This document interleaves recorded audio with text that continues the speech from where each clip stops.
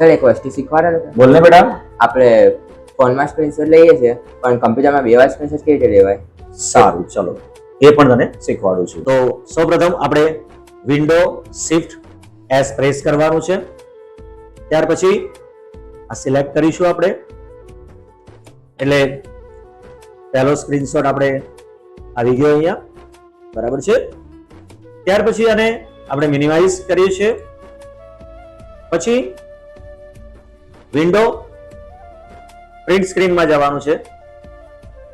ત્યાર પછી ધીસ પીસી માં જવાનું અને પિક્ચર પર ક્લિક કરવાની છે.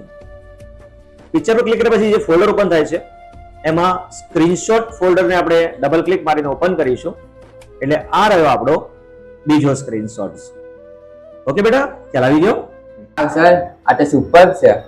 ઓકે બેટા, તો સારું લાગ્યું હોય તો મિત્રો અમારી ચેનલને લાઈક કરો અને સબસ્ક્રાઇબ કરો.